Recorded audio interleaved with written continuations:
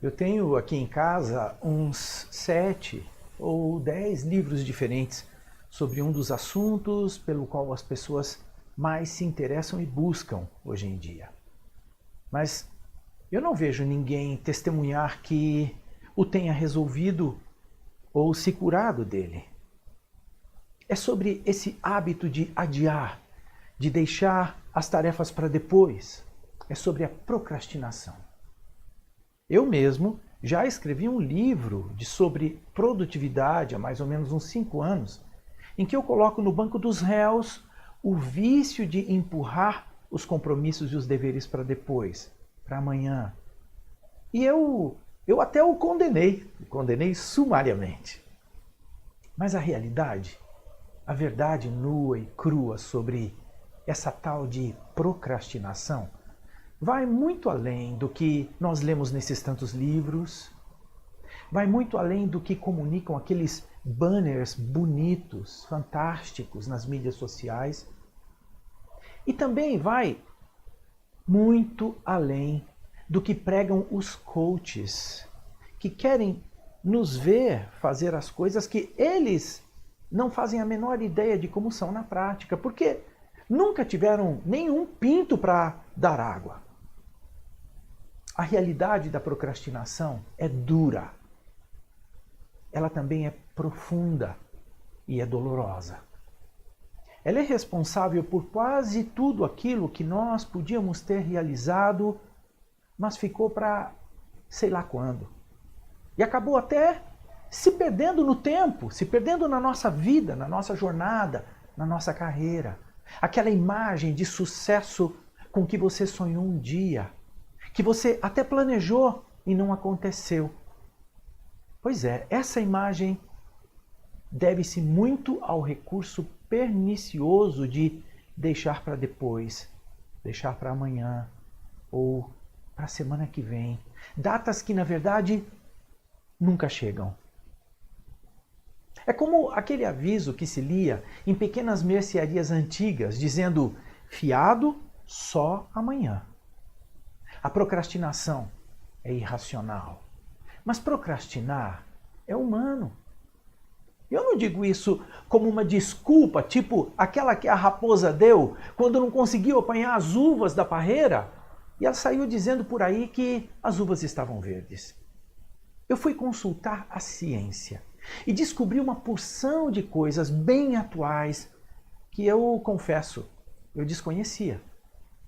A partir de agora eu vou compartilhar com você e espero ajudar a trazer um pouco mais de luz sobre esse tema. E eu vou começar pelo fim. Você só vai conseguir combater a sua procrastinação usando aquilo que eu chamaria de uma abordagem combinada. Você só vai vencer a sua procrastinação usando um algoritmo. Um algoritmo que seja comprovado. Me desculpa. Eu não gosto de usar palavras que talvez as pessoas no geral não conheçam. Fica parecendo um exibicionismo. Não é esse o meu intuito. Então eu vou te ajudar. Um algoritmo, o que vem a ser isso? Algoritmo é uma palavra que vem da programação de computadores, de programas de computador. Algoritmo é uma sequência de ações executáveis que visam resolver um determinado problema. Essa é uma forma muito simples de explicar. De um modo mais simples ainda, um algoritmo é como se fosse uma receita detalhada de um bolo. Uma receita em que, além dos ingredientes, você tem o modo de fazer com bastante detalhe e você precisa obedecer passo a passo do que está nessa receita. Ficou claro? Bom, eu tenho um amigo muito querido que conseguiu uma proeza imensa. Ele escreveu sua tese de doutorado em matemática aplicada em apenas 3 meses. Você acredita? Eu conheço gente que está há anos nessa tarefa e não saíram nem da introdução. Mas ele só conseguiu essa meta depois que ele alugou uma saleta de trabalho, sem telefone, sem internet. Aí ele dividiu seu projeto em 3 partes e estabeleceu uma data para concluir cada parte de sua tese. E agora vem o detalhe mais curioso. Ele contou para meio mundo quais eram os prazos que ele estabeleceu.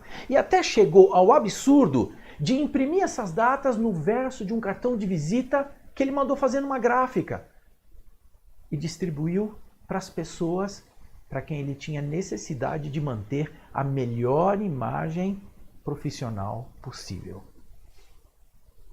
Foi desse jeito que ele transformou os prazos pessoais em compromissos públicos.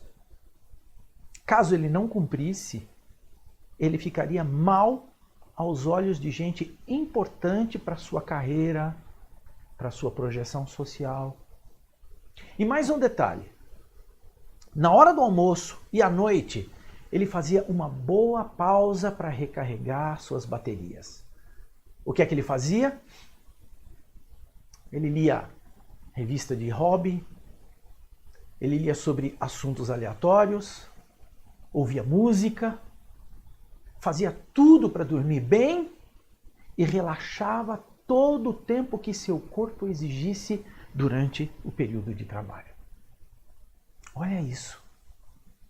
Eu fiquei surpreso quando soube desse processo, sobre essa metodologia, esse algoritmo que ele adotou. Eu mesmo cresci numa cultura que valoriza demais o trabalho ferrenho, horas e horas a fio dedicadas a uma atividade específica. Mas a ciência tem mostrado que a produtividade não funciona assim. Ok, eu vou falar de outra situação. Vou falar do meu primo Edgar. O Edgar está tentando parar de fumar. Ele quis fazer isso todos os dias dos últimos 4 ou 5 anos. Cada cigarro que ele fuma sempre é o último. Você conhece alguém nessa situação? Talvez você mesmo. Não só em relação a cigarro, mas em relação a vários vícios da vida. Você enxerga que essa também é uma típica circunstância de procrastinação? É sim. O Edgar e a maioria dos fumantes sabem que é um veneno. Eles querem largar o vício, mas a cada cigarro, 99% deles adiam a decisão para depois, para aquela data que nunca chega. Eu não quero ficar falando das imperfeições dos outros. Eu tenho as minhas. E olha, não são poucas. Quem me conhece pode garantir. Então, segure essa. Eu gosto muito de escrever. Eu procuro escrever todas as experiências profissionais que eu vivo na prática das minhas consultorias. E, para mim, é importante demais registrar. Porque eu quero vasculhar isso amanhã, eu quero encontrar o que foi que eu fiz, o que foi que eu encontrei, qual solução eu dei, como funcionou. Mas eu tenho alguns períodos na minha vida em que eu olho para a tela do computador e, francamente, eu desejo encontrar todos os artigos de que eu preciso prontinhos lá. Eu desejo vê-los ali, escritos, corrigidos, formatados, para cumprir o meu compromisso das colunas em jornais e para o meu boletim diário no rádio, como se fosse um passe de mágica. Bobeira isso? Pode ser, mas no fundo, a gente tem alguns desejos ilusórios desse tipo. E eles nos enganam. Eles é que nos iludem a que empurremos com a barriga. Eles nos fazem acreditar que depois será até mais fácil. É aquela preguicinha natural que nos puxa para o nada. Você e eu somos seres humanos. Nós todos temos essa força natural que em muitas circunstâncias da vida nos leva a deixar para depois, principalmente as tarefas que não nos agradam muito, mesmo que sejam importantes.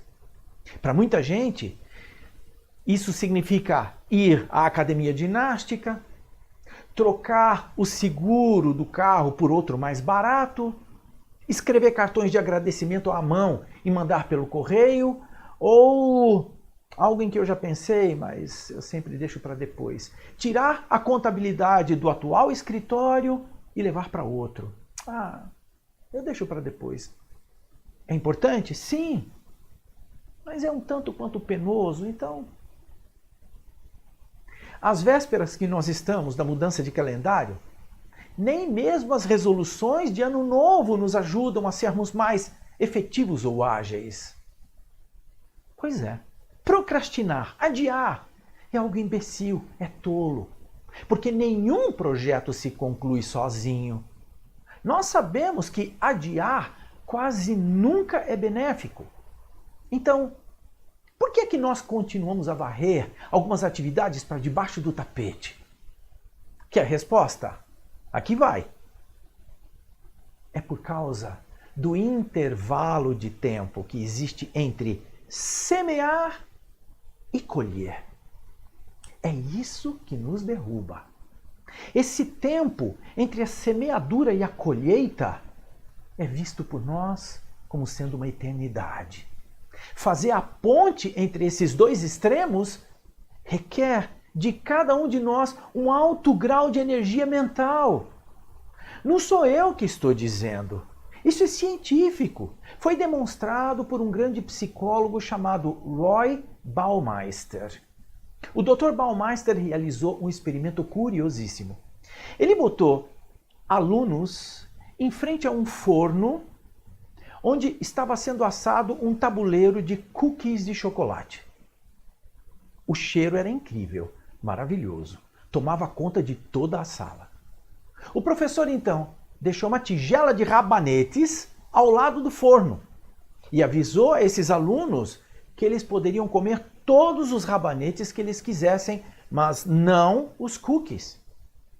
Os cookies estavam proibidos. Então, ele deixou os alunos sozinhos ali naquela sala por meia hora. Os rapazes de um segundo grupo de alunos, esses sim, podiam comer quantos cookies quisessem.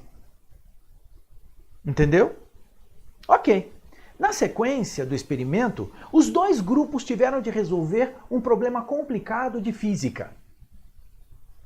Veja o que aconteceu. Os alunos que foram proibidos de comer os biscoitos desistiram da tarefa de física 2 vezes mais rapidamente do que os que podiam comer cookies à vontade. Aquele tempo em que eles tiveram de exercer um autocontrole ao máximo para não comer os cookies e cumprir a ordem do professor, drenou suas energias mentais, ou talvez sua força de vontade. Por isso, eles acabaram desistindo. Essa energia mental, que se manifesta como força de vontade, era o que eles mais precisavam para resolver aquele problema de física, que era a tarefa seguinte. Mas a energia do primeiro grupo de alunos estava baixa. Então, é preciso que a gente entenda. Força de vontade é como a bateria do celular, pelo menos a curto prazo. Se ela se esgota, os desafios futuros ficam prejudicados, ficam comprometidos. A Beatriz é uma pessoa que precisa dormir de 8 a 9 horas por noite para desempenhar seu papel profissional com a produtividade que ela precisa durante o dia. Isso é fundamental para a Bia, porque o nosso autocontrole não é uma faculdade que está disponível 24 horas por dia sob quaisquer condições. É preciso tempo para reabastecer, para recarregar. A boa notícia é exatamente aquilo que a Bia faz muito bem. Manter um bom nível de sono e uma alimentação que lhe dê a taxa de açúcar suficiente no sangue. Eu acho que está claro para todos que comer direito e tirar intervalos de relaxamento entre as atividades do dia sejam importantes. Mas a gente não pode desprezar outros truques que são úteis para nos manter focados. Eu estou falando aqui de eliminar as distrações. Hoje em dia, quando eu tenho que escrever, eu desligo a internet e a campainha do celular. Se não fizer isso, eu fico tentando navegar, eu quero responder as mensagens que chegam pelo WhatsApp, aí eu me perco. O truque mais eficaz é estabelecer prazos, principalmente se essas datas, esses prazos, forem estipulados por terceiros que têm algum poder sobre nós. Um professor, um chefe ou um órgão público, tipo Receita Federal, isso funciona. Quando você tem prazo estabelecido, você vai correr até cumprir esse prazo. Já os prazos que nós nos autoimpomos, prazos autoimpostos, só vão funcionar se a tarefa for dividida em partes, com datas limite para cada etapa. Você se lembra do meu amigo na tese de doutorado, não? Então eu vou sintetizar o que ele fez e transformar num possível algoritmo para que você e eu vençamos essa nossa tendência ao adiamento. Primeiro, livre-se de tudo o que te distrai. TV ligada, telefone, internet, etc. Segundo, divida a sua tarefa em partes exequíveis, partes factíveis, respeitando o fluxo das atividades, é lógico. Terceiro, estabeleça uma data para desenvolver e concluir cada uma dessas partes. Quarto, torne essas datas públicas. Fale para as pessoas importantes do seu relacionamento sobre o compromisso que você assumiu de cumprir, sobre esse cronograma, porque assim você vai botar pressão sobre si para não mostrar-se displicente, uma pessoa desmazelada. Quinto, alimente-se bem, tenha períodos de recarga das suas baterias e durma com qualidade. Eu estou fazendo isso religiosamente. Eu não tenho dúvida de que desse modo, você e eu vamos vencer essa tendência natural, que mesmo sendo natural, não é boa. E vamos concluir as nossas atividades importantes, urgentes e que nos honram como profissionais e como seres humanos. Afinal, o problema nunca está em o que fazemos, mas em como, quando e por que fazemos. Isso é válido para quase tudo nessa vida. Um grande abraço a você.